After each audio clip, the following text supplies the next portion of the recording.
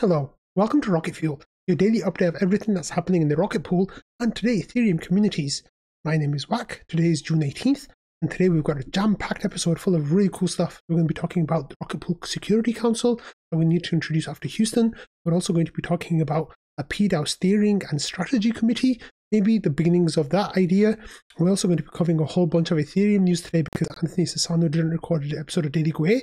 So we're going to be talking about ETH ETF news, and we're going to be talking about some exchange balances for ETH being at all-time lows and a whole bunch of layer 2 stuff. There's going to be some really cool stuff in this episode, so let's get started. 10, 9, ignition sequence start, 6. Like I said, we're going to be starting here with the Protocol DAO Security Council. So Pateris made this thread on the forum a few days ago, and it was basically about RPL 33, implementation of on-chain pDAO, and then talking about the Guardian, how the team owns that, and how there's a Security Council being formed under Houston with on-chain voting. And it says Security Council membership is a serious role, and the pDAO should develop strong entry requirements and processes for routinely flushing stale members. The development of these requirements and processes left for a future RPIP. So let's have a look over here. This is now the foundation of the finding of the Security Council. So Pateris here says, until we agree on how to appoint the Security Council, the Guardian, controlled by the team, will be the sole member of the Security Council. This topic is to discuss the requirements and to process and establish the Security Council. The Security Council can currently do the following without a delay: disable the deposit pool, disable the creation of new mini pools, disable converting 16 ETH mini pools to 8 ETH mini pools, disable converting solar validators to mini pools, disable RPL price updates, disable RPL and smoothing pool reward submissions. So there's a complete list and details of that in RPIP 33. And then the points to discuss that Pateris brought up, it says who can be on the Security Council, what are the requirements to become a member of the Security Council. If a security incident is reported, each member should be able to evaluate it and decide how to react. The more requirements we have for the members, the fewer qualified candidates we'll get. Should members be doxed? Should we have restrictions like jurisdiction, conflict of interest, etc.? And how many members should there be? What should be the quorum? The more the merrier, because it's hard to collude, but many members and high quorum can slow down the response. Should there be any limits on how many people from the same cohort, e.g. Rocket Pool team, jurisdiction, etc., can be on the Security Council? Response time. How quickly are the Security Council members expected to react? This will impact who will be interested in being on the Security Council and what kind of compensation they expect. Can someone take some time off? How should this be handled? Compensation. How much and how frequently should the Security Council members be compensated? Drills. Should there be practice drills? If so, how frequently and who should organize them? Punishment. What to do if a member fails to respond to an incident or doesn't participate in a drill? Election. Should the Security Council members be appointed? Other duties. Are there any other duties the Security Council should perform? If we pay them, we might as well make them earn it. And then leader. Optimism Security Council has one. They're responsible for writing post-mortems and run drills. Should we have a leader? What are their duties? How are they chosen? What about compensation? What if they become unavailable? The communication. What and where should security members coordinate and be notified of security incidents? Anything else? I suggest thinking about the answers yourself first before reading other responses. So this was actually a really, really cool post, and it's really getting the ball rolling with the Security Council and what it's going to do. So Pateris then answers the questions. So saying that ideally they'll be technically proficient. It's saying, but the problem is there's not many people who meet that criteria. So we could find technical people from outside the community, but then we'd have to entice them with attractive compensation.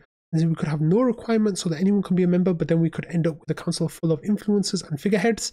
Perhaps one half could be technical and the other half less technical. We'd also write a guide on how Rocket Pool protocol works, and what the settings the Security Council can change and interact with everything else in the protocol so that anyone can become proficient. So I don't know. I think there should be a whitelist, guidelines, but no hard requirements. The pDAO can decide when voting if someone qualifies or not. It says, I personally don't want to be fully doxed, but how can you then know that two addresses are not the same person? I'd say if someone from the Rocket Pool community with a good track record, then they can be anon or pseudo-anonymous. Otherwise, they should be fully doxed. It says, I don't think there should be any restriction on who can become a member. If Lord Voldemort wanted to become a member, I'm sure the pDAO would be smart enough not to elect him. And then they said how many members. So here from L2B, they're saying for Security Council, there should be at least 8 members, 75% threshold, subjective evaluation of the member set, and the members are publicly announced. And then there's some options of 6 of 8, 7 of 9, 8 of 10, 9 of 11, 9 of 12, and 10 of 13. He says, I like 8 of 10, but that's not minimum, but not too many. And the more people you have, the harder it is to get everyone signed. And then with response time, he says, ideally they react within 10 minutes, but then need to carry their device with them everywhere they go and have it within arm's length. People will not sign up for this unless they're well compensated for 24/7 on-call duty. Could be something more relaxed, like 1 day or 3 days, but then you can drain a lot of funds in 3 days. And what's the point of having slow Security Council? It says it's more likely to be somewhere between 1 hour, more realistic requirement, than 10 minutes and 1 day. It says, I think we need to decide on whether we require fast response, 1 to 4 hours, or a slow one is acceptable, more than 4 hours. Fast response is required you to sleep with your phone next to you and bring your laptop on your hike. You'd want to get compensated well for this inconvenience, or we'd pay less, but you can respond when you wake up or return from your hike. And then Security Council members should let the council know when they'll be unavailable and for how long. Compensation, he says, I did some research on Security Councils, like Arbitrum, Optimism, Polygon, ZK EVM, Tyco, Lido, Eigenlayer, and ZK Sync Era, and could only find information about Arbitrum. Arbitrum Security Council members are compensated $5,000 per month, but there's no information about their response time requirements. As I personally think I'd be a very qualified candidate for the Security Council. However, I was on a 24/7 call for the past several years, and I'm not motivated to sleep with my phone next to me again, or bring my laptop on hikes and go skiing with the laptop in my backpack, unless the position is well compensated, and I'd be a fool to refuse. This compensation would be once every period, which is 28 days or 1 month, but there should be 13 periods a year. So scheduled and availability should be deducted. It's some admin work, but straightforward. Compensation should be denominated in USD, but paid out in RPL. So he says, fast response 1 hour. Would I do it for $1? No way. Would I do it for $1 million? Of course. What about $100? Nope. What about 100K? Where do I sign? Does $1,000 sound good? It's good money for many parts of the world, but not for me. Does $10,000 sound good? It's a very good full-time salary, so I'm down. What about $2,000? Not excited, but I would consider it. What about $8,000? Yes. It says, I think we'd find candidates who will do it for $1,000. We'd have even more candidates at $2,000 to $5,000. And can we find people for lower, e.g. $500? Maybe. He says, then with a slow response, the numbers are less, basically. This is 2,000, doesn't sound bad for checking messages twice a day. He says we'll likely find people for 500, even more so for 1,000. And then there's drills. There should be 2 random practice drills every period. They could be organized by the leader, or members take turns. With the punishment, compensation should be paid out with a 3-period delay, perhaps more like 6 periods. If you fail to respond on time, you forfeit unpaid compensation and are kicked out of the Security Council. And then this is, I like how Arbitrum does it. The term lasts for 1 year. Every 6 months, half the members are up for election. If someone leaves or gets kicked out, the next candidate with the most votes can take their place.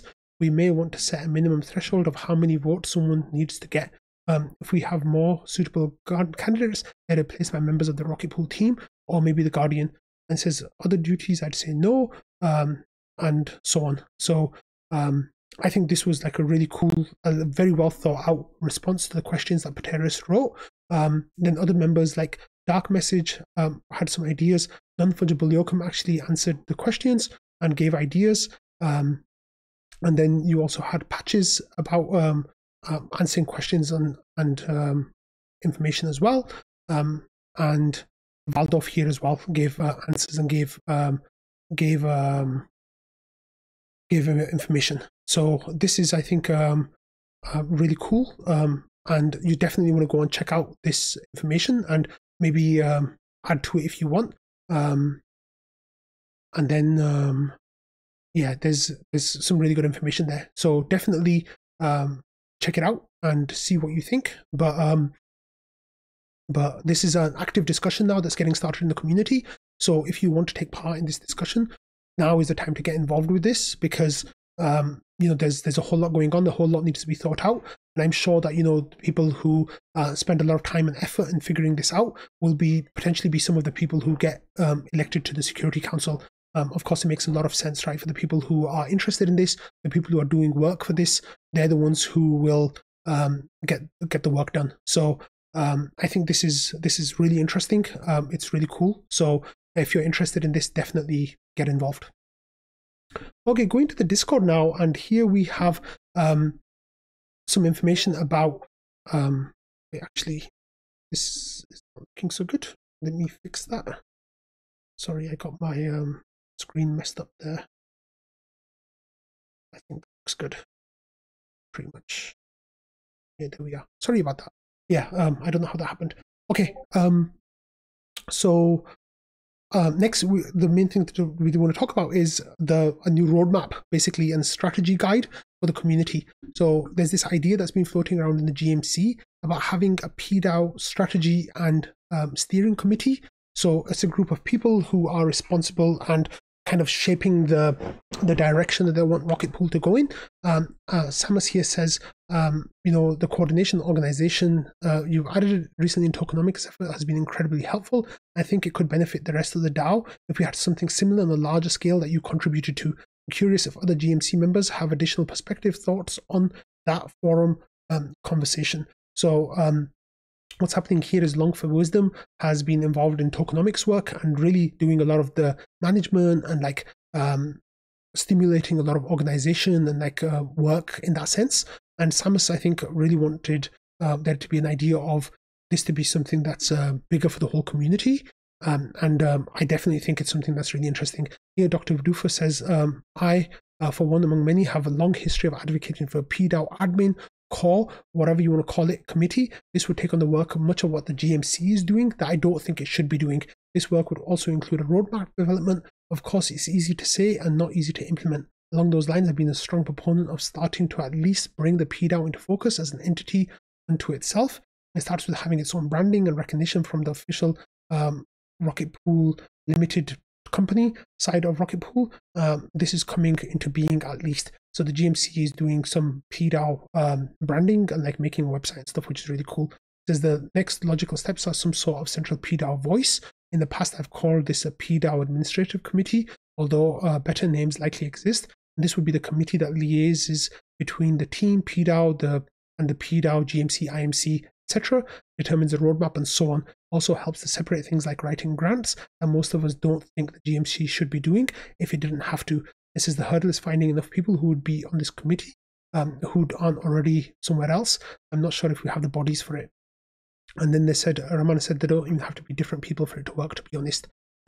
Epinef says this captures my thinking pretty much spot on. The only addition is that with steering, the GMC becomes more straightforward, predictable, because both evaluators and submitters are going to be looking for the same thing. So we can compare apples and oranges instead of apples and gear shafts. That simplifying may reduce the workload and add response possibilities for double dipping, as Ramana said. Also may offload GMC administrator tasks too. So this discussion actually started really well, and there's a whole lot of stuff that's going on over here. Here, Dr. Doofus mentioned me, said, I would note that in the past, I've been somewhat against people overlapping responsibilities, in particular in terms of being on multiple committees. Nothing at all personal to WAC, but WAC being in the GMC, IMC, and holding such a large vote, and where GMC is also steering and writing its own grants, puts a lot of protocol power in one person's hands. However, for now, we are fortunate that the most involved people are good stewards of the protocol, and as we all know, there's not enough community interest to find enough unique individuals to do all the needed items. Not to mention, how do we know I'm not whack also? Yeah, I don't think I have it in me to pass myself off as Dr. Doofus, but that's a nice idea. But yeah, this is actually a really, really great discussion. So you got people from the GMC involved, like Epinef, Dondo, Dr. Doofus, Samus was involved, Ramana was involved, and then we also got Phil and I think later Val, there's Val and Long for Wisdom, and I think even Noshua got involved as well. So if this is a discussion that you're interested in, definitely read through it, because there's some really, really good points here. And I think just like the Security Council, this is one of those areas where you can kind of shape what comes next for Rocket Pool, and you can really be involved in like some of the ideas that the protocol has going forwards. So this conversation was actually taking place in the GMC's Discord channel. So some of you might not have access to that. If you do want to read this, and if you're not a member of the GMC channel, then reach out to Schifrin, Val, me, or any of the rocket scientists, and they can link you with the link, so you can actually go and cover this, like read this discussion. So this actually took place over a couple of days. So there's quite a lot here. Actually, sorry I mentioned Noshua. I didn't really see Noshua being involved. So maybe, yeah, not Noshua, but all the other people who I mentioned, they were all involved. I thought, no, there's Noshua. Yeah, okay, so Noshua did actually turn up. So that's good.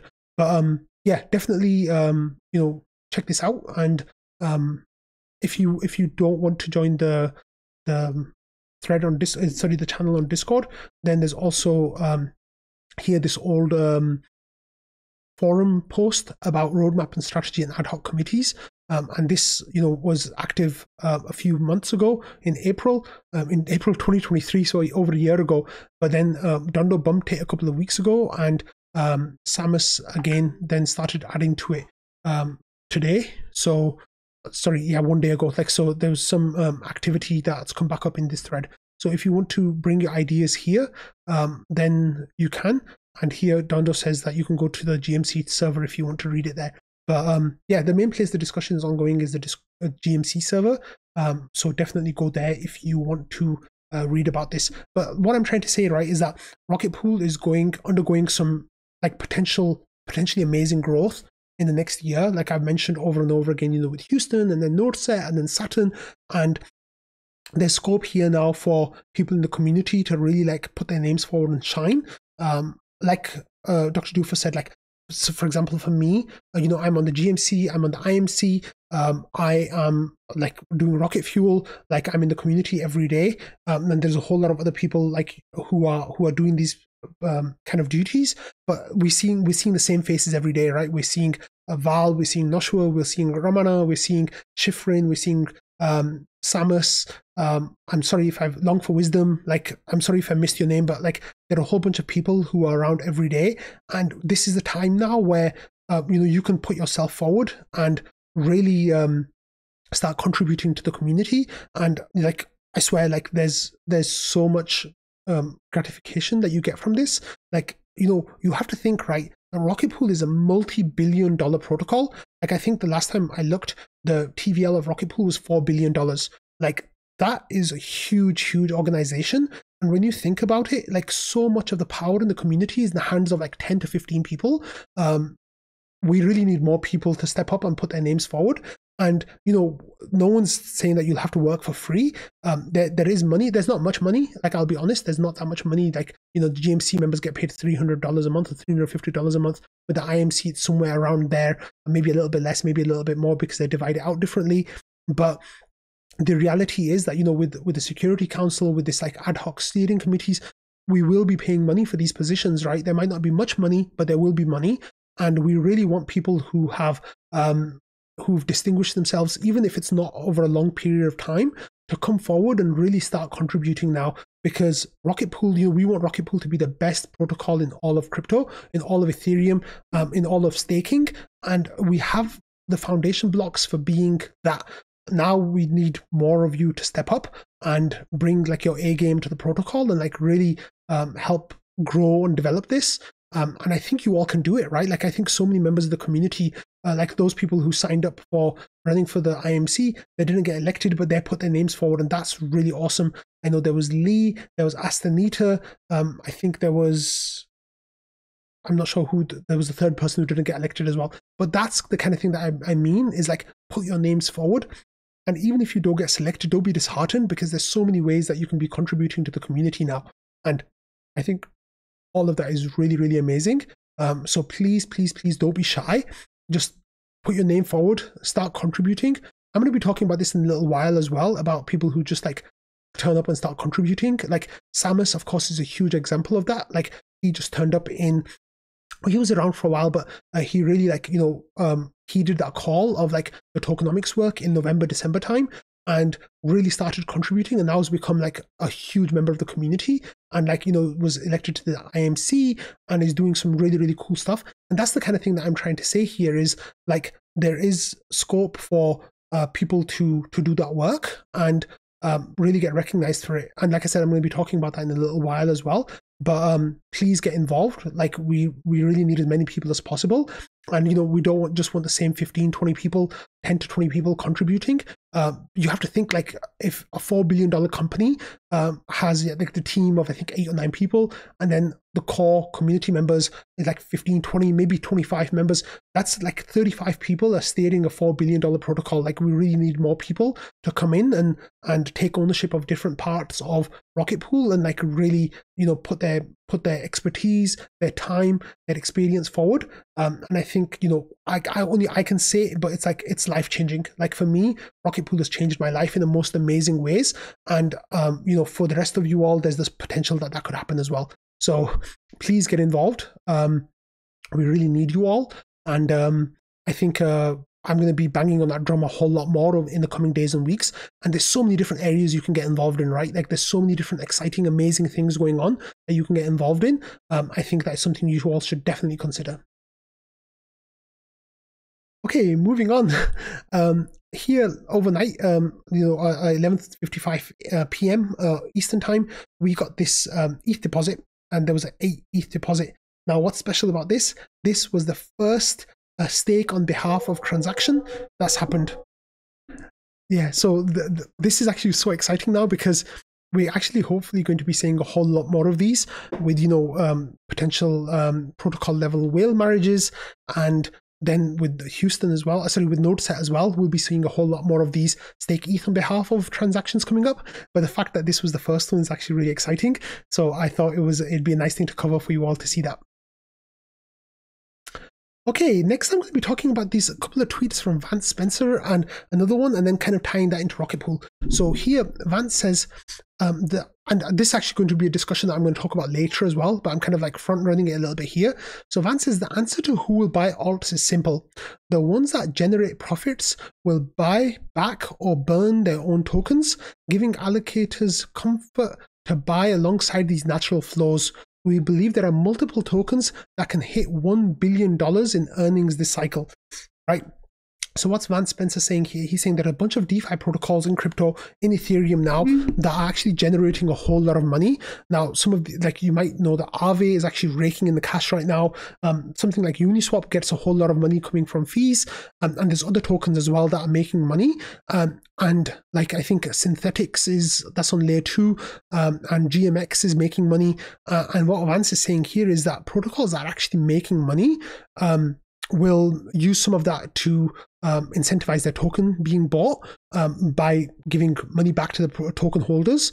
And what will happen then is people will feel comfortable buying those tokens because they know that there'll be other buy pressure there as well. So as long as the protocol is working profitably, working well, then it'll give people a lot of confidence in the protocol. And now there's an issue with this about whether or not would that makes a token a security or not, but that's a whole different discussion. What's really interesting here is Zach Ryanis, who was previously known as Chainlink God, obviously tweets about Chainlink a lot. And he says the crypto meta will inevitably transition towards favoring protocols with positive cash flows. This will coincide with the arrival of institutional tokenized assets, expanding crypto's utility from being a casino to being the way global finance works. The protocols and companies that monetize the institutionalization of crypto will reap billions in profit. I wonder which entity has been working with the world's largest financial institutions and FMIs on the adoption of smart contracts for over 8 years now. And he says link the world. So he's obviously shilling Chainlink because he's been involved in Chainlink a lot and he's like community liaison there. But the idea here is that there's the next narrative in crypto is like these tokenized assets and how they're going to like take over like crypto and be that bridge between crypto and TradFi. And what's going to happen is, Ethereum is being shilled as this decentralized app store and really like, a place for projects to launch protocols and then make money, like make big sums of money. And the ones that will then make the money are the ones that are going to bridge those gaps between TradFi and CryptoFi or DeFi. And now, how am I linking this to Rocket Pool, right? So Jasper replied to Vance Spencer's tweet and he said, Rocket Pool has amassed billions in TVL. It's time to start the burn. So here, Dannynomics says RPL burn, and I replied to him by saying, you should read some of the amazing ideas in new tokenomics that the community is working out. So going back to Jasper's tweet here, what Jasper's kind of saying here is Rocket Pool has kind of positioned itself as being the most decentralized staking protocol that is. Like there's no second best, to take a phrase from our friend Michael Saylor. And that's put Rocket Pool in a really unique position where it has max credibility on the crypto stage, right?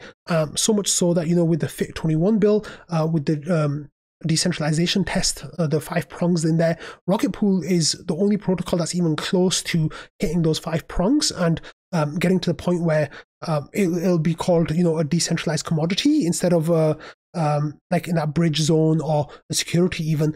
And, you know, we're still some ways away from there. We don't quite match all 5 prongs of that test yet, but we're closer than anyone else. And what's that going to mean? That means that if there ever is an ETF that has a stake token, our ETH is a strong contender for being one of those tokens. And that's that bridge that comes in. However, under the new tokenomics, you'll know that with Rocket Pool, what happens is, you know, we get income. The protocol's income is the ETH commission, the ETH commission that our ETH holders pay. So as their rewards come in, they pay 14% of that to protocol. And with the new tokenomics, there's a strong, you know, one of the things that the community is strongly considering is buying back RPL tokens and burning them. So that really links in with these 2 ideas from Vance Spencer and Chainlink God about how these protocols like will be generating revenue and also being that bridge between TradFi and CryptoFi.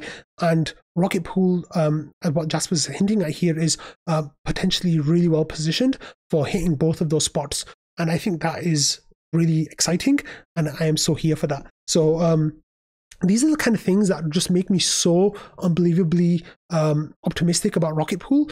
Like, that's not to say about the price, right? I'm not talking about the price of RPL. What I'm talking about is the position of the protocol in the greater crypto space. And we are, like, we as a community, and I'm saying that as an IMC member, GMC member, as, you know, a pDAO member, we are doing everything we can to make Rocket Pool successful. Of course, that is not guaranteed, and that is not that's, you know, you never know what happens, right? Like, you know, good projects and protocols die all the time, and I'm not saying that, you know, Rocket Pool is going to die, but we're doing everything we can to position ourselves to make Rocket Pool and RPL the best project in crypto. And I really think that a whole lot of people have been kind of sleeping on what's going on, and I feel like only now people are starting to wake up and see some of the amazing things that are happening, and that is what makes me extremely excited. So yeah, this is going to be really special and really amazing. Okay, let's go back to the Discord here, and we actually about talking about the RPL price. This is for you, Pateris, because I know just how much you love talking about the price and TA, technical analysis. Well, recently, as you know, the RPL price moved quite a lot, and Moon, our resident TA expert, is here with an update now of what this means for RPL, the token. So he says, all right, team, quick update on RPL, since nothing else is really all that exciting right now. He says, take a look at the chart below for the 3 white arrows. These point to where the 0.0076, the red line level, has played a crucial role in price action. Remember that the 0.007 level is the major cycle 88.7% fib retracement level. It's critically important to the long-term health of a token to get above this level and stay there.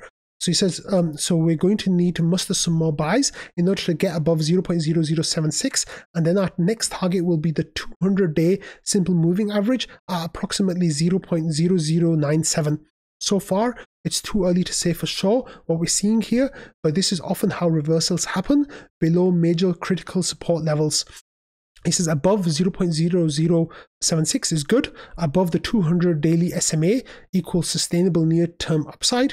Above 0.012, this is really real. And above 0.016, we saw back. So this, of course, is on the ETH ratio, for the RPL ETH ratio. And as you can see here, like that 0.0076 number is what we saw in the summer of 2022, when crypto was kind of collapsing and Three Arrows was collapsing, Terra Luna collapsed, all that bad stuff was happening. That's the ratio that RPL went down to. It found support, and then it was able to bounce back from there and go on its run into the all-time highs in Q1 of 2023. Now, that's why that zone has been quite important. So here in March, we kind of bounced off that zone before we kind of trended back downwards. At the end of April, by the middle of April, we'd gone down below that. And then on the upswing, we kind of bounced against that level and couldn't get through it. And then, we continued that bleed down into June. But then last week, we shot above it and then kind of hit that target again. And now we are kind of flirting with that level. Let's have a look at where the ratio is right now while I'm recording. Let me just pull that up. Earlier today, we went up to 0.08. Right now we're at 0.078. So this is what Moon is kind of saying, is that we need to get those closes and we need to get sustained action above 0.0076 and then move above 0.012. And then eventually, of course, go up to 0.016, which is, of course, 100% increase from where we are right now. And that would put us, in striking distance of all-time high prices against the US dollar. Now, I'm not here for financial advice, so please don't take what I'm saying as financial advice.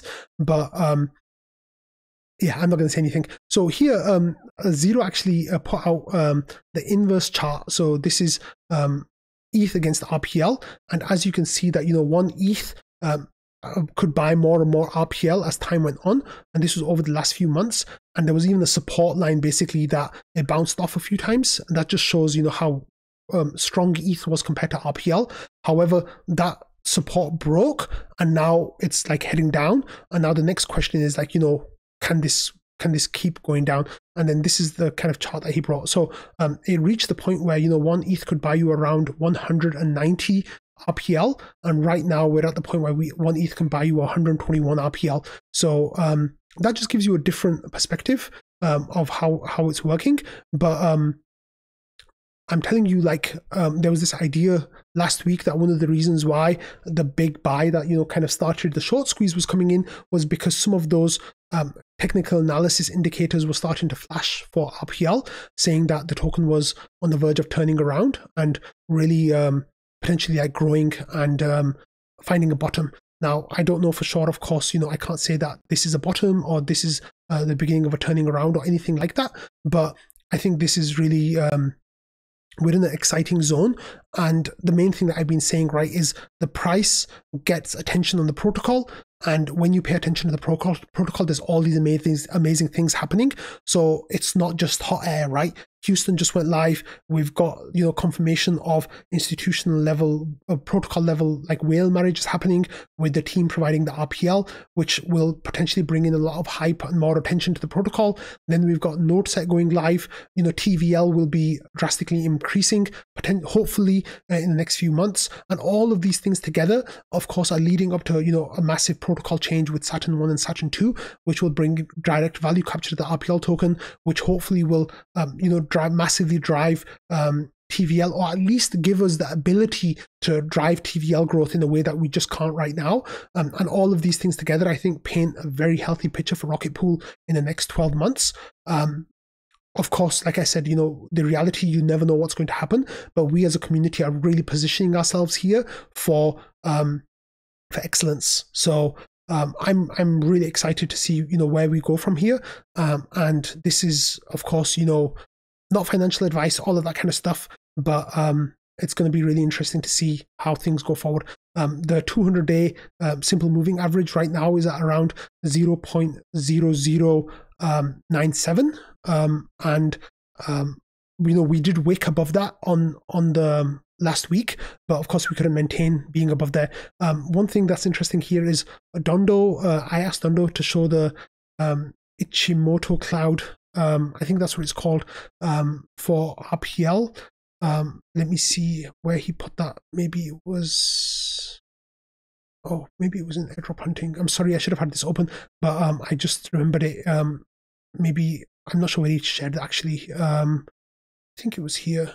And that looks, it shows that the RPL token now is in the Ichimoto cloud, and there's this idea of something called teleporting through the cloud from the bottom to the top. I'm not sure where he shared that. I'm sorry, I missed it. But we're in that cloud now, and normally when you're in that cloud, you move through it quite fast. So again, of course, that's not financial advice. Don't trade any of that based on what I'm saying. But what I'm trying to say is that there's technical indicators that are really positive right now, and of course the fundamental indicators. That's what I really care about, and that's what most of us care about. That is looking healthier than it's looked for a long time for Rocket Pool and for RPL. So here's to really exciting times ahead, and yeah, I'm really looking forward to what's going to happen with that. Oh, and then here Hydros as well has some positive TA stuff, and he says RPL is currently my only alt position. The huge breakout from the box pattern on high volume and retest are both very bullish.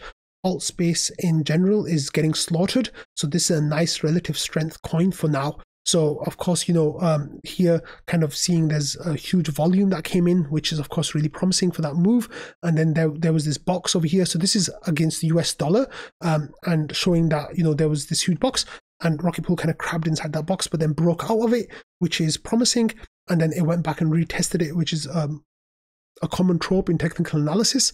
And the fact that it's moved back up against that again is supposedly very strong.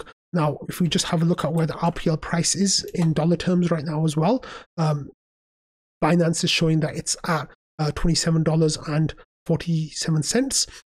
And one thing that's actually found really interesting these last few days is these moves up to like the $30 mark. So on the weekend, on Saturday, it moved up to the $30 mark, $30.78, but it couldn't get above it. And then last night as well, it moved to $30.50, which was a huge move up from $25.53, over the course of 3 or 4 hours. And then it couldn't stay above that as well. Jasper, kind of theorized that he thinks there's someone who's doing a TWAP, which is a time-weighted buying. Time-weighted average price buying, every day at a set time, or every couple of days, or every hour at a set time, that person is buying and kind of averaging their price over time. I think my theory is that someone is trying to get a second short squeeze going, and trying to break through that amount of where another liquidation cascade could start. So I don't know, that's just, hypotheticals, but the fact of the matter is that RPL as a token is actually showing a lot of strength right now. On the 24-hour chart, let me just refresh this, it's up 4%. Whereas if we have a look at these tokens, on Binance, they're down like multiple percentage points. Let me actually have a look at this against USDT. Things are down 5%. Actually, let's look at CoinGecko to see how tokens are doing, because that gives you a better idea. So here, on the one day, Bitcoin's down 2.1%.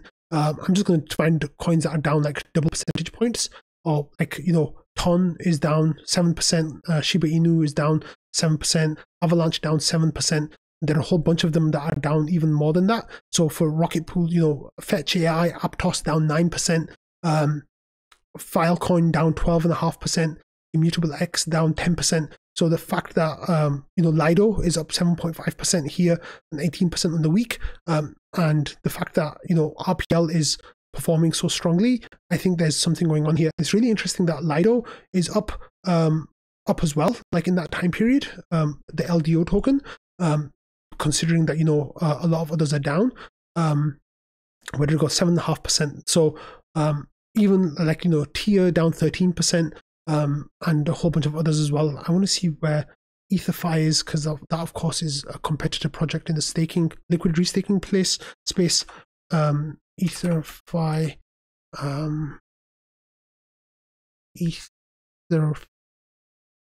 where is it? Fi, is that how it's spelled? ETHFi, yeah, that's down 10% as well.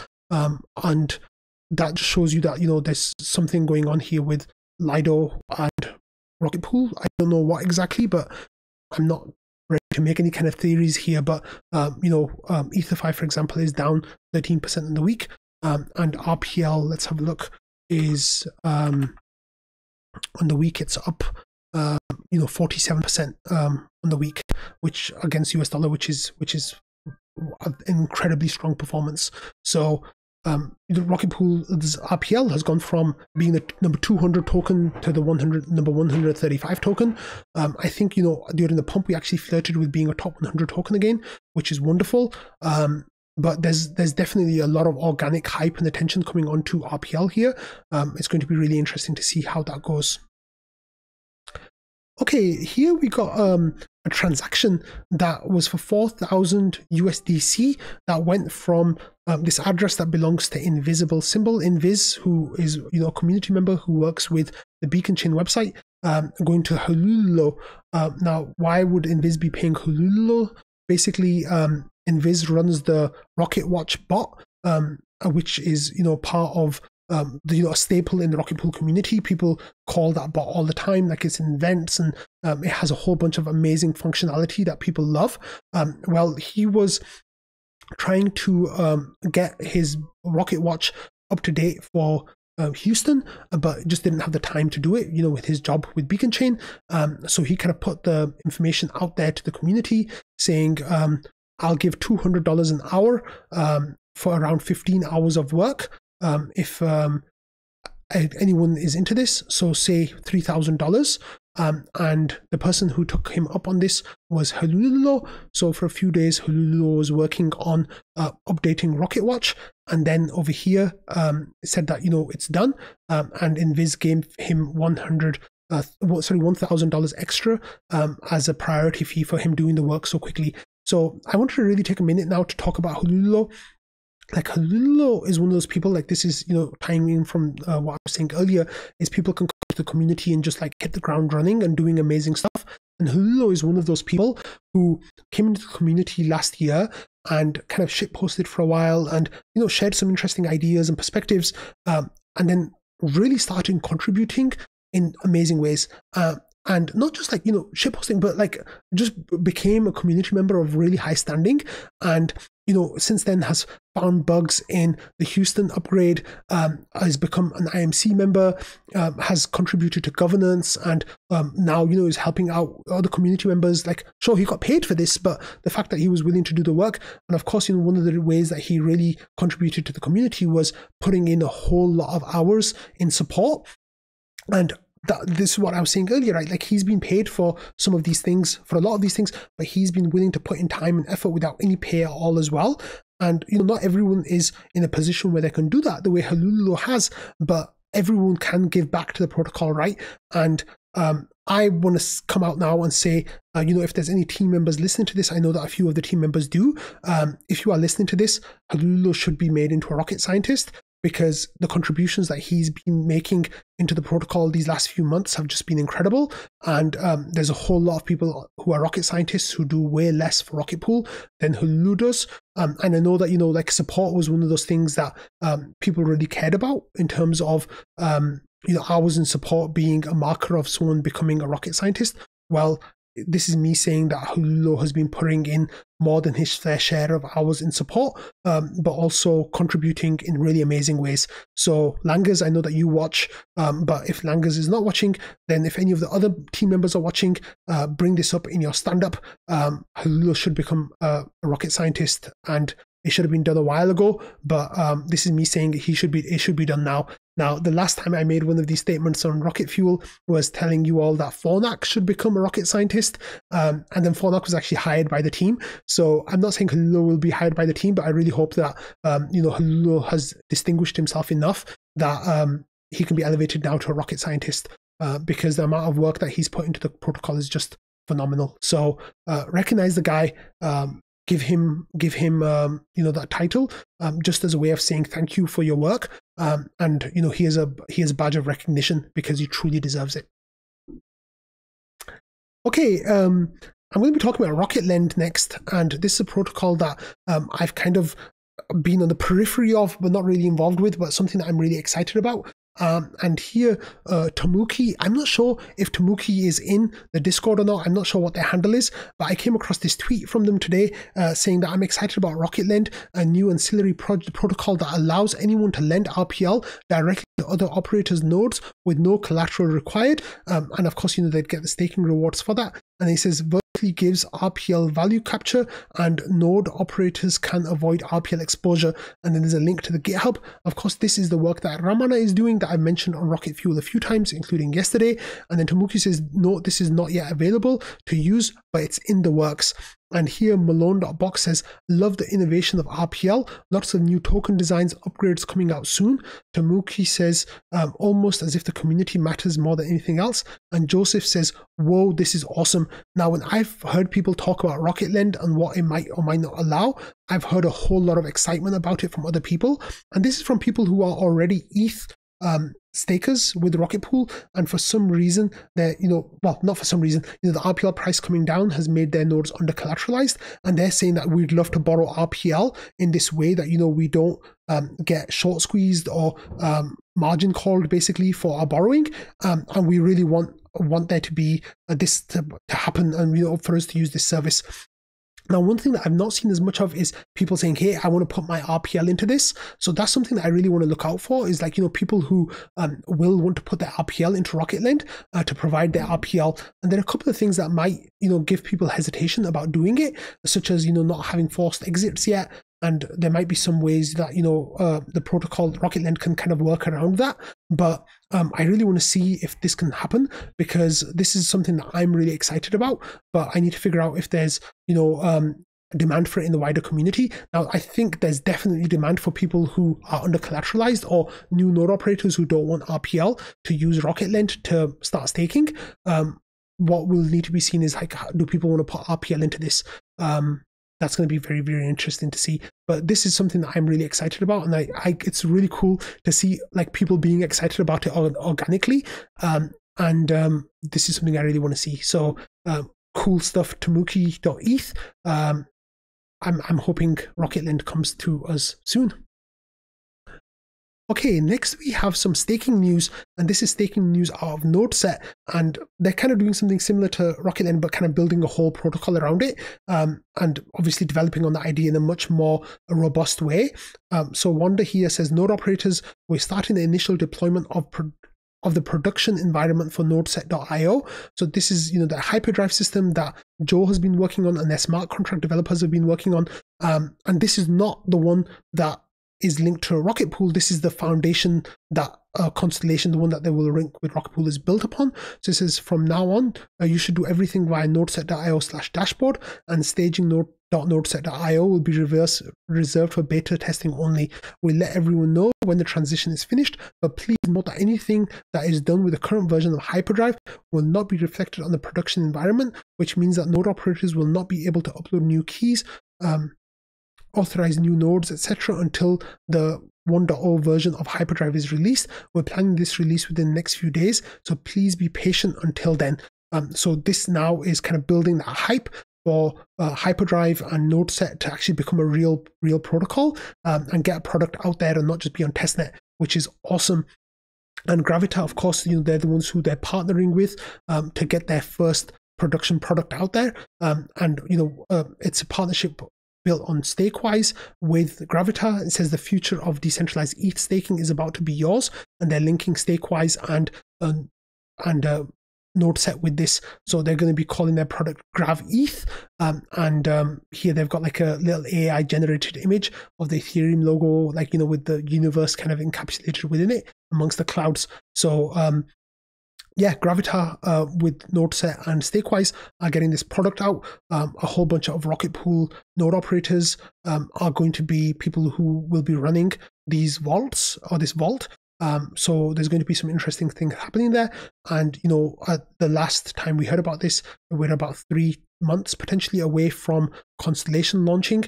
I think they're going to be starting their audits for their Constellation, smart contracts and integrations any day now. And that is going to be really cool for Rocket Pool, for NodeSet, and for all node operators involved in there as well. So this is really exciting. Okay, so like I said, since Anthony Sassano is off today, I'm going to be covering some Ethereum news now. And the first is this tweet by Nate Garassi, who is awesome. I'm really happy with his ETF news. Well, he's got some new ETF news today. So he says, there it is, the 19B4 filings for combined spot ETH and BTC ETF. So this is from Hashtags, NASDAQ Crypto Index US ETF. And there's a whole link to the document there, which is a PDF. And in this, there's the description of the trust, and it says the shares will be issued by the trust, blah, blah, blah, in Delaware. And here is their 19B4 filing. And hopefully, the SEC will be quick to accept this, which is really interesting product. Here, James Seyfarth talks about this as well. He says a dual Ethereum and Bitcoin ETF filing from Hashtags just dropped. This will be market cap weighted. Shouldn't be a surprise to anyone. It makes a lot of sense. Final deadline for SEC approval should be sometime around the first week of March 2025. So the benefit of having this product, this will be that you could just buy one ETF and they'll adjust the weighting of the BTC and ETH holdings within that, depending on market cap for the products. Now the ratio of ETH is around 0.052, I think 0.053, and of course that will give you the holdings of around the weight. Sorry, I did that by accident. Give me a second. So here we have, sorry, I was getting a bit ahead of myself. I accidentally closed the tab. So jrag.eth, on May 22nd said, question for the ETF knowledgeable people. Once ETH ETF is launched, is there any regulatory hurdle for an issuer to launch an auto rebalancing market cap weighted ETH and BTC ETF? And then he says there was no hurdle, referencing the fact that this, has come forward and they've put their weight forward. And at the moment, the way, it says here, the index constituents will be weighted according to their relative free float market capitalizations, described in the next section as the trust's benchmark. And right now, the way things stands, that will be BTC 70.54% weight and Ether a 30%, basically 29.5% weight. Now, this is really, really interesting because a whole lot of people have been footing the ETH ETFs, saying that their weighting will be such that there'll be no inflows to ETH and maybe 10% or 15%. Well, if you were buying this ETF, your weighting would be 30% ETH. And this kind of ties in with a lot of what Nate Garassi and others have been saying, influencers in the community like Anthony Sassano and Eric Connor and other people, that the ETH deposits are going to actually surprise people to the upside. It might not happen in week 1, it might not happen in week 2, but by the end of month 2, 3, 4, 5, and 6, we'll be seeing some very interesting inflows into ETH, the asset, through these ETF wrappers, as people in TradFi start wrapping their heads around these products. Now, why am I mentioning this as well? Well, what I'm showing here is Van Eck, this person from Van Eck, Matthew Siegel, he was on Bankless today with this episode that came out today and talking about Van Eck's ETH price prediction going into 2030. Their base price is $22,000. Their bullish price is $150,000. Their bear price is $300. But Matthew here was giving the idea of why he's come up with these numbers, but it seems like their base case might even be conservative potentially. Maybe there's some challenges for ETH along the way, but they've increased their base price prediction from 11,000 in 2030 to 22,000 in 2030. And Matthew here was arguing that's because of the positive impact of Denkun and the layer 2 expansion that's been amazing. We'll be talking about that later, but also talking about the Sharpe ratio of what is good for investors to hold in crypto, right? And there's this idea of 60-40 portfolio where you have 60% of your assets in stocks, you have 40% of your assets in bonds. And what Matthew here was saying, that they've run the numbers, and what makes sense is to have 57, 37, 6, with the most efficient portfolio being 6% crypto and 37% and 57% bonds and equities. And then he said, in terms of the crypto portfolio of that, the best thing to do is have 50-50 ETH and BTC. So already we're seeing that these are asset managers and ETF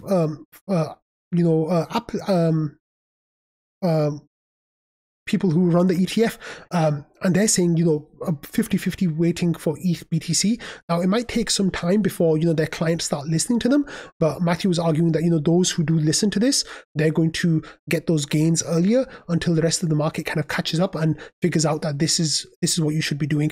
And of course, they're saying that, this is risk adjusted, blah, blah, blah. You need slightly more risk appetite, higher risk appetite. But the ETF stuff that's happening, I think is just amazing. So people who are kind of like fixated on saying, oh, the ETH ETF doesn't have a staking component, blah, blah, blah. Like I saw this really great tweet like last week or the week before, and someone is saying, oh, these people who are going to buy the ETF really care about 3% when there's a possibility of the asset doing 300% gains in price over the next year, potentially, going up to $10,000 or more.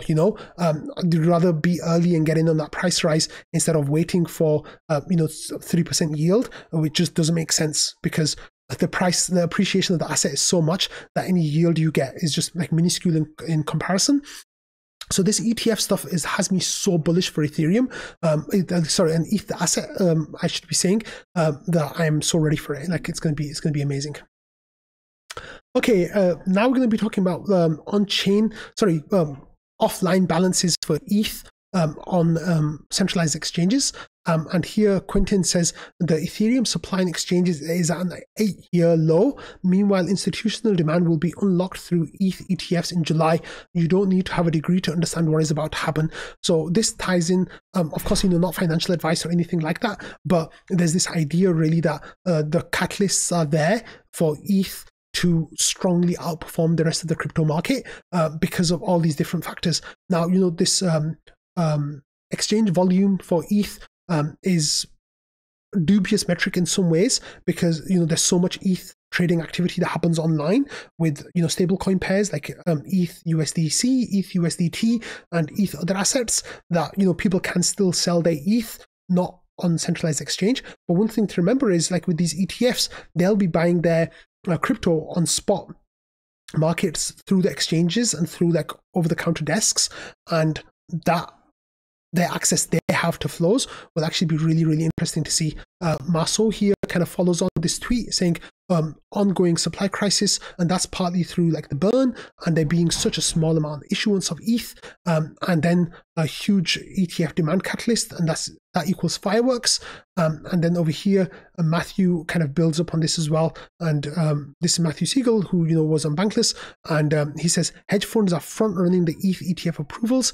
ETH on exchanges at near all-time low. Fundamentals are improving, and I could be eating a BBQ hodl hat by July 4th, and you're bearish. And then linking this to information here about just how bullish things are, and like in being incredibly bullish. So man, like honestly, like I get this information and I just feel like there's so much market asymmetry in terms of what people are being bearish about and what the reality is kind of shaping up to be. I just don't understand how people aren't seeing like what I'm seeing. Maybe I'm delusional, maybe it's my bag bias talking, maybe it's that I'm an ETH maxi, but the reality of it is there's really like amazing stuff brewing in the Ethereum landscape, and I just can't understand how people aren't seeing that the way I'm seeing that. Okay. Phew. Next, we're going to be talking about layer 2s. Now, for those of you who know, layer 2s are undergoing like an amazing surge, and this is just the beginning for the amazing stuff that's ahead for layer 2s.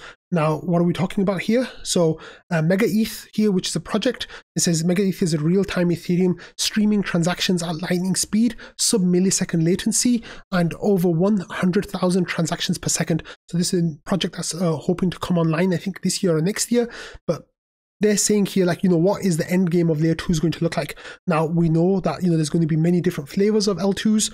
There's going to be rollups. There's going to be like optimistic rollups, ZK rollups. They'll be sending their data to the Ethereum mainnet. They're going to be base rollups that are using ZK stuff. They're going to be, processing blocks on layer 1 and doing stuff on layer 2, shared sequencing, AG layer stuff. Soon we're going to be getting, layer 2s that are based on like Solana's virtual machine. There's all these different experiments that are happening on layer 2s now, not just like rollups, that are working directly on Ethereum layer 1, but some that are, sending their data to EigenLayer, some that are doing like, all these different exciting things.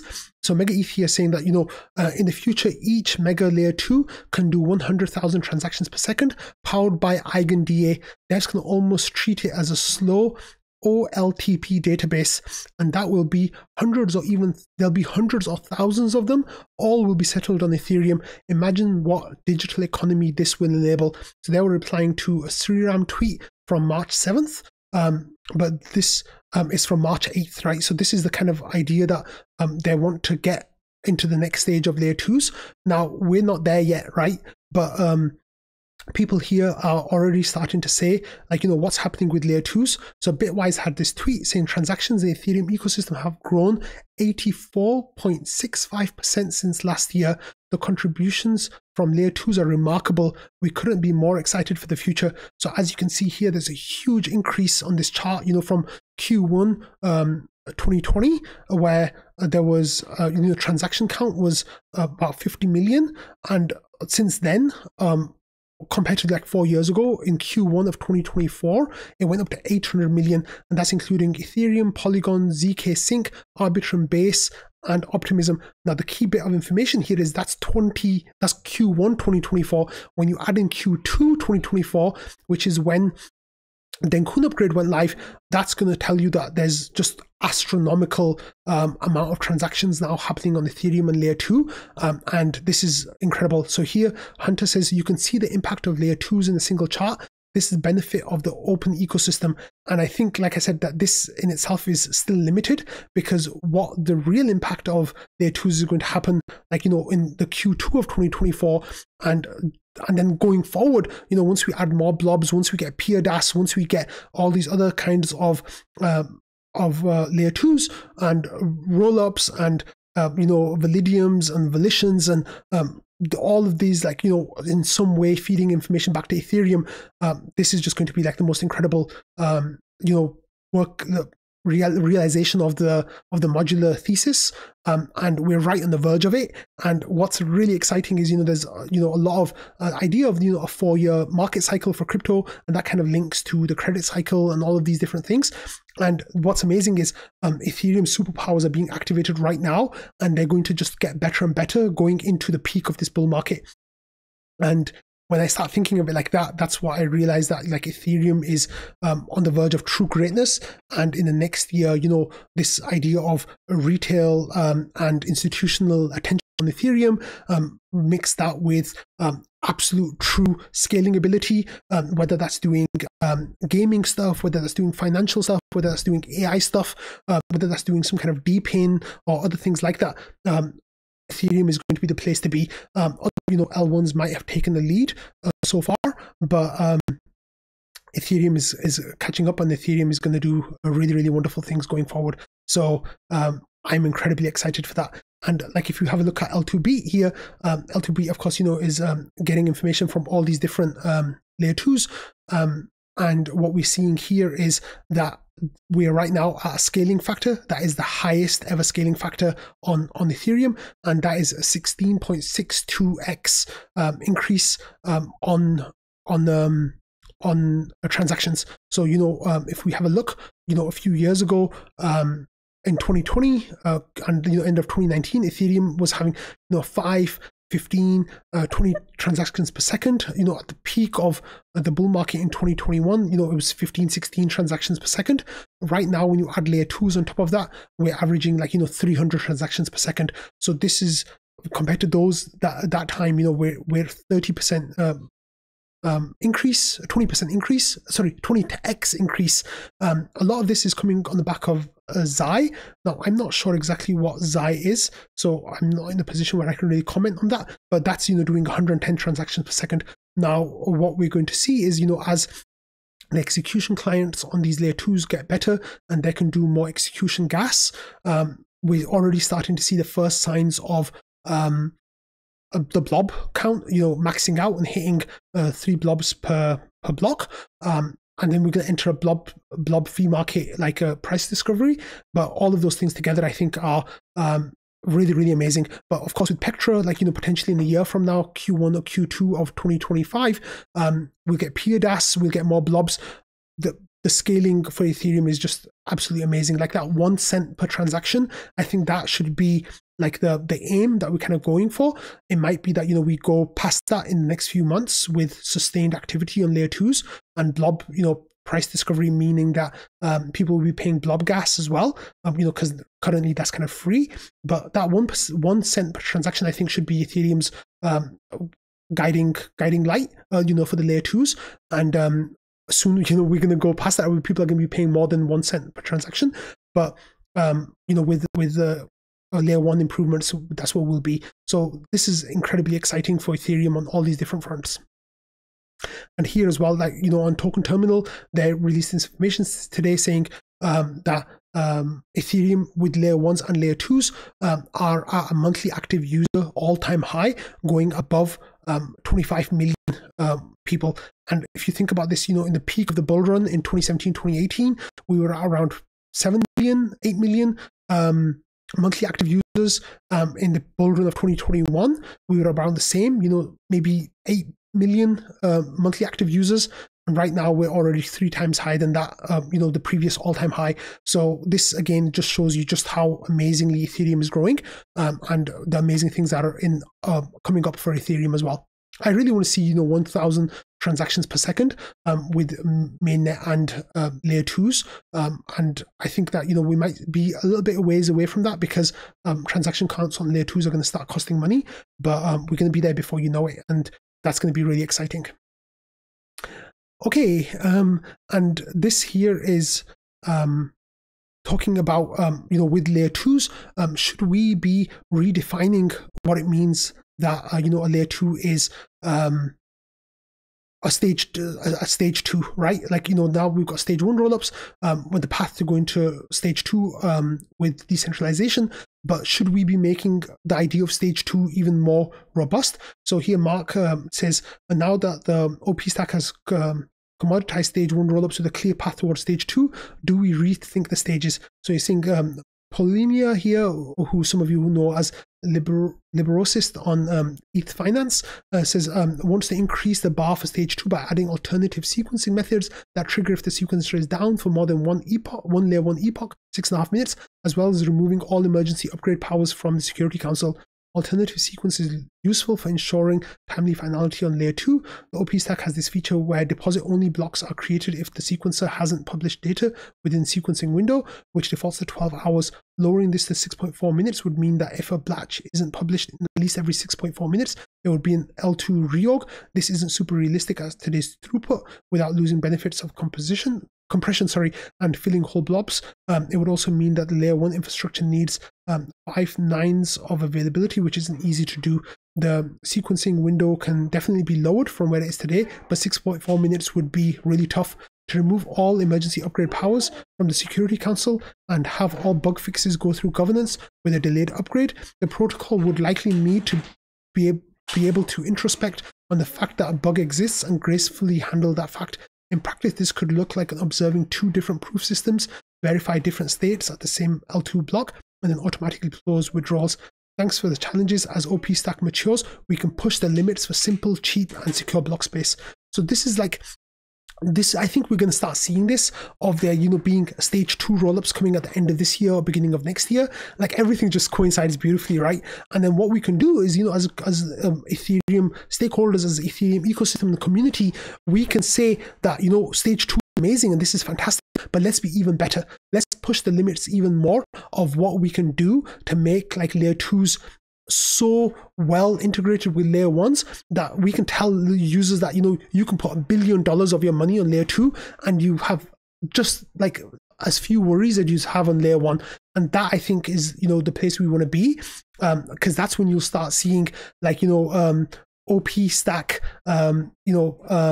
BlackRock stock exchange, with the Texas block exchange, whatever that they're trying to do. Those are that we need that level of security and throughput and all of these things together to to reach those kind of situations, and that I think is going to be extremely exciting. We might be, a little bit of ways from that, but the fact that people are already starting thinking of ways of making L2s even better, I think is incredibly exciting.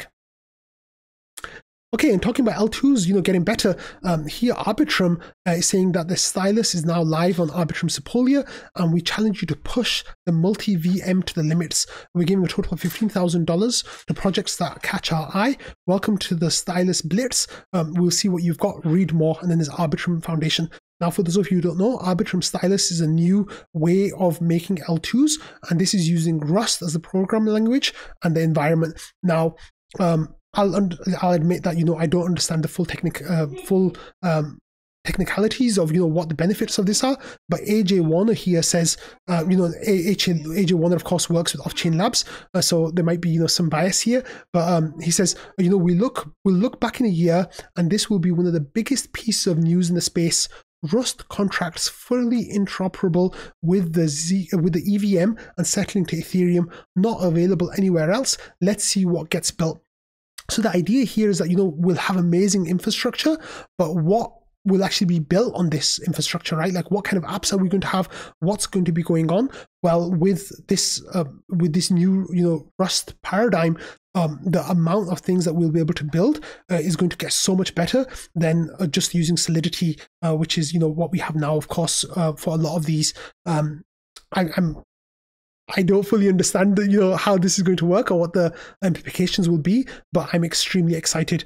And here people are replying saying, let's go. And, I don't know what it means, but I'm excited. Okay, next I'm going to go back to the Rocket Pool Discord, but this isn't necessarily just about Rocket Pool. This is about talking about token prices and where we stand and where we are in the market cycles. So here Jasper says, name the token. And this is from the all-time high, what the price is looking like from the all-time high. So here he has a screenshot of a token at $7.30, and this is down 70% from its all-time high. And another one saying this is easy. The all-time high was $61.90. Sorry, the first one, the all-time high price was $7.30 and is down 70%. The second one is, $62 and is down 55%. And the all-time high was 1 year ago. For the first one, the all-time high was 3 years ago. So people started kind of guessing and talking about what the tokens are. And then Jasper said the first one is the Lido token, LDO, down 70% from its all-time high. The second one was RPL, which is down 55% from its all-time high. Here then he shows a bunch of others like IMX, down 83%, ADA, down 87%, Link, down 72%. He says, damn, RPL has retraced a lot less than most major tokens. And then he says Atom, down 84%, TIA, down 63%, AVAX down 80%. So if you bought any of these tokens at their all-time highs, you're actually doing much worse than if you'd bought RPL in that time. And of course, this is a Rocket Pool show, so sorry I'm talking about RPL in this Ethereum segment, but I'm going to be branching off from this if you just give me a moment. And then here, Matic down 80%. It says only ETH, BTC, Sol have outperformed RPL from all-time high, and Pepe. And Pepe is 33.2% down. And BNB as well. Jasper doesn't mention that, but BNB as well is, I think, just hitting all-time highs last week. So, of course, it's down less from its all-time high than RPL as well. But I'm sure there's others as well. But the idea is generally that the RPL token is doing quite well in this sea of alts that are getting decimated. So here, if we go back to Twitter, Miles has this point saying a major fundamental flaw is starting to emerge in crypto tokens. He says it's the number one reason why altcoins are underperforming this cycle, and currently there seems to be no fix. He says, I just dug through all the data and what I found was shocking. He says how altcoin dispersion is killing crypto. So the idea basically he has is that, there are all these token unlocks happening, all these tokens are coming online, VC tokens, and basically all of these are acting as suppression for the price of tokens and alts.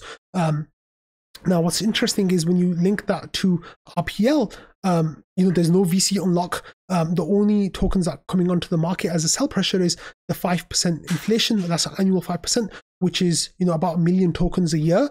But that's going to node operators who are, so well invested in RPL. A lot of those actually just restake their RPL or sell for taxes and keep the rest of it. But there's this idea that there's a whole lot of projects that have all these tokens that are unlocking, which is why it's difficult that alts are going to perform well. And it's really interesting because like just like if you take the LDO token for Lido, you know, in terms of market cap, that is doing really well, right? Like because I think it hit all-time highs even recently in market cap terms, but in US dollar terms per token, it's 70% down from all-time high. So, you know, how do you reconcile that, right? And the way that you reconcile that is that the token amount, you know, compared to the market cap versus the fully diluted market cap is such that the price is stable, but the amount of tokens that the VCs are selling through their unlocks means that the market cap is going up because there's tokens coming online, but the price isn't moving. So if you've been holding the token, you're going to be suffering from that. And this is, you know, to shill RPL. The RPL is of course doing well, but here, you know, Michael's talking about like, would you rather own ETH or a basket of L2s? And then the idea is, you know, just how many of these tokens are coming online, how little of them are diluted. So he says token unlocks change in circulating supplies. ETH was deflationary last year, a minus 0.28%, and it's on pace to be deflationary this year, minus 0.5%. It says, by contrast, Arbitrum will unlock 1.1 million tokens in the next year, which is 40% of the existing supply. Optimism will unlock 386 million tokens, which is 36% of the existing supply. Starknet will unlock 2.5 billions over the next year, which is 194% of existing supply. And that just tells you just how much inflation there is out there. So would you be buying an L2 token in that situation? That kind of goes back to what Vance Spencer was saying, right? Like, you know, you want tokens that will be giving you some kind of yield or will be actually revenue generating. Now, the cost, some people say that, you know, token inflation is a cost on the protocol. This is one of those situations where, you know, 194% of the existing supply, you know, that's how many more will be coming online. That's going to be taking the supply of the token 3x. Like, what impact will that be having on price? Like, who's going to be buying the token? Like, I know there's this meme of bullish unlocks, but I think that's going to be really interesting to see how that works out. But that's not a FUD. You know, these tokens, of course, you know, I'm holding, well, I'm not holding up anymore. I actually sold it recently. I'm holding the ZK Sync token. But that's something to definitely keep an eye on. People are saying, you know, why wouldn't you buy ETH instead of that? That's something to think about. James Ho here as well kind of presents this idea of investing in L2s versus ETH, and kind of reinforces that point of all these tokens coming online. Here Laura Shin says as well, talking about it in the wider context. So Laura Shin here is saying, you know, there's 740 million worth of tokens from several notable crypto projects such as Aptos, Arbitrum, Optimism, Starknet, set to unlock in the next 30 days. You know, be careful basically if you're holding these tokens, like what is going to happen to the price. And then that's kind of countered, right, with this idea of buying alts. And here ILO is saying this is the best place to bid alts since mid-2023. Patience required, as we're likely to be in this zone for quite a while. Certainly doesn't seem like a good place to panic sell. And what he's saying is basically the Bitcoin dominance is the speculation index basically is the lower it's been since 2023. And basically, if you buy here, there's a chance that your alts will outperform BTC in the next period. Now, of course, you know, as always, this is not financial advice, but I think the key thing to understand here is, like, you know, what should you be buying? And I think that's when you go back to Vance Spencer's points, is thinking about what protocols are there out there that will actually give you something back for what you're investing in, and how that's going to treat you, right? So at that point, you know, I'm of course going to shill Rocket Pool. You know, this is a token that is fully vested, it's fully unlocked. There's no VC unlocks. There's no nothing like that. Like, the supply is fully circulating. There is an inflation that comes through, you know, every 28 days, and that is an annual inflation of 5%. But as a percentage of the total value of the token out there, that is way less than a lot of these other tokens, right? And even then, in the new tokenomics, there's a huge push of moving that down from 5% annual inflation to 1.5% annual inflation. So these are kind of things that you want to be looking at. I think the kind of heuristics you want to be using about where you want to invest if you want to get into altcoins, and whether or not you think now is a good time to invest in altcoins.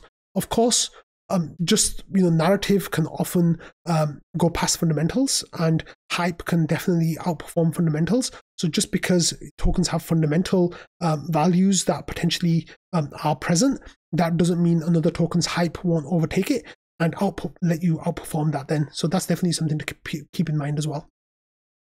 Now, earlier we were talking about infrastructure and how we're building a huge amount of infrastructure for transactions to happen on Ethereum, across layer 2s and all these different ways.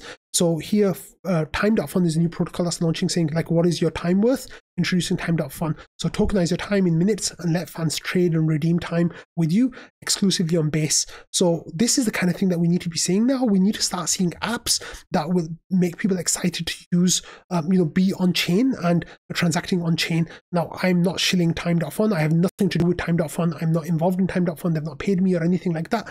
But what I want to be seeing is, amazing use cases that people have never seen before. So how does it work? They kind of explain that you tokenize your time and there's a bonding curve and you connect with your fans and they can buy your time basically. And Mark Zeller here, who works with Aave and in the Aave Institute, in Aave governance, he says, I was not a big fan of friend tech and fantasy because of the Ponzi-nomics involved, but I'm trying this one out. It seems to be much more straightforward, even if I'm not really hard to reach. Although this concept has been tried and failed many times in the past, I see value in it. So I'm not shilling Time.fun. It's likely that I won't use Time.fun, but the reason why I'm mentioning this is because we want to see more new and exciting projects coming online, and there being some really, really cool stuff happening with crypto transactions on chain. So if Time.fun gets some action, awesome, amazing. Okay, yesterday I talked about Blue AVM's message here for me to answer some questions. The episode is already at 1 hour and 20 minutes, so I'm really sorry about this Blue AVM, but I'm going to punt this to tomorrow. I'm sorry about that. And I'm finally going to finish today's episode with Rocket Fuel hiring. Now, don't get too excited, like, I am going to be the best boss in the world to work for. But I talked to the GMC, of course, because Rocket Fuel is funded by the GMC. So I said, hi, GMC, I'm here as a potential applicant. I want to ask the GMC for marketing budget for Rocket Fuel, which would also include marketing for Rocket Pool. Ideally, I'd hire someone and ask for $2,000 a month to do this. This person would make clips of Rocket Fuel and distribute them mostly on Twitter, but maybe on TikTok. I think that would be really cool. They'd also make and post Rocket Pool related memes and shit post on Twitter about Rocket Pool, kind of like the Rocket Pool intern, but more. It says, I'm willing to fund this out of pocket for a few months to see what kind of engagement I get. The idea is to then ask for a retro fund, for a retroactive grant, basically, and a grant if it follows, finds a product market fit for funding going forwards. I said, what do you all in the GMC think about this? Is this something you might find useful or not? No commitment or anything, but if you don't see, or if you don't think it's feasible at all, I won't even start. If you do think it's feasible, I'll go ahead with a trial out of pocket. You can reply with a green tick or an X to show interest or give feedback if you want. And 2 GMC members replied with a green tick. And then a kind of a conversation started here with Dondo saying, I love the idea of growing Rocket Fuel as it relates to the GMC. And then he had some questions about how that would work.